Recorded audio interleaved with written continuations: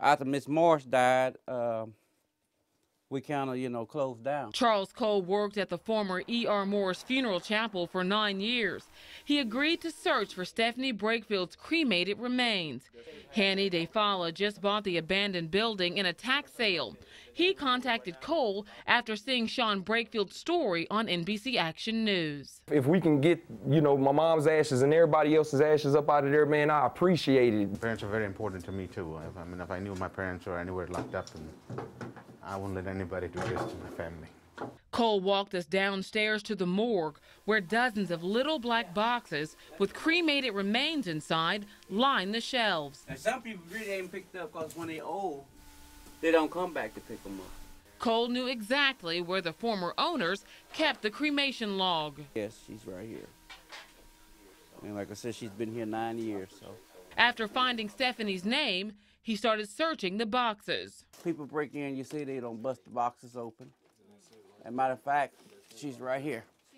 Within minutes, Cole found the box with Stephanie Brakefield's name on it and handed it to her son. I got my mom's ashes. This ain't where my mama belong,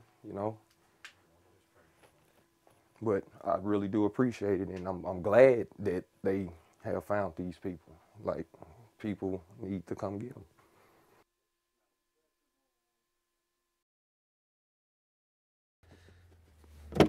On a snowy January day, we made this stop in Olathe. Keith? Yes, sir. Ryan Caff. How you doing? To bring Keith Goff's mother home. My mother was a pretty fantastic woman. Loved her to death. Candy Goff passed away in 1998, and since then, Keith has kept her cremains in an urn at his house. Look at it all the time, think of her all the time, think of her every day. But then Keith got a call from us, telling him that we'd found a box with his mother's name on it. Thinking all this time I had her, in the house with us, and finding out that, that they are just laying in the basement, getting dirty and collecting dust. Turns out Keith only had some of his mother's ashes. He had no idea there were other cremains left unclaimed that may not have fit in his urn. And the black box with Candy's name was far from the only one. It's amazing. It's really sad. We found the cremains inside a property owned by Hanny DeFala, who bought the old E.R. Morris Funeral Home at a tax sale 2 years ago, hoping to turn the abandoned building into something new. He opened the doors to holes in the ceiling, stacks of mail on the floor, and old caskets, makeup, wigs, and embalming fluid.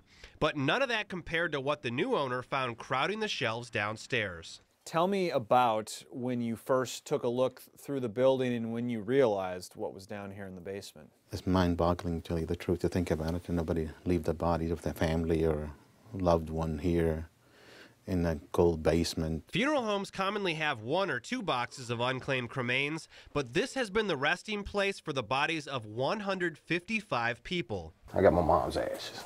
This ain't where my mama belong. We first saw the staggering number in November, when reporter Lisa Benson helped Sean Brakefield get his mother's ashes. The Kansas City man had been in prison when his mother died. It means a lot. It means a lot to me. Mary A. Crawford. We wanted to bring closure to more families, so we spent several hours in the bone-chilling basement writing down each name. Using an old cremation logbook, a stack of death certificates, and online records, we searched for possible relatives, hoping to make a connection. It's how we reunited 91-year-old Dorothy Hurt with her youngest son, Edward. I'm glad to know where his ashes are now.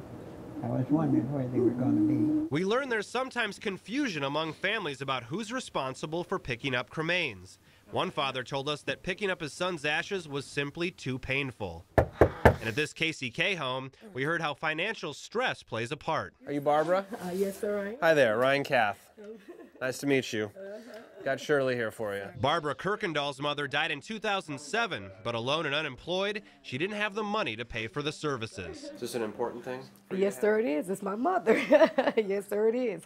And I sure appreciate what y'all did for me with that you contacted me and got her back here to me. A few happy endings, but so many more mysteries unsolved. Unbelievable. That's why we asked for help from Stefan Morris, a man who spent 15 years inside the old funeral home while his dad, Eugene, ran the family business. I miss my father, I really do. And seeing a lot of the stuff, the way it's scattered, that wasn't my father. When Eugene died a decade ago, he left the funeral home to his wife, who passed away in 2008. She left everything to an executor. Put some on the side over here. Stefan and his brothers say they were cut out of the business by their stepmother and decided to start their own. But now they're hoping to make things right. It was the legacy of my father, and I didn't want it to be left like this. We're going to use as much energy as we can to reunite the cremains with the families. The brothers have moved all the boxes to their funeral chapel in South Kansas City, which will serve as a staging area for families.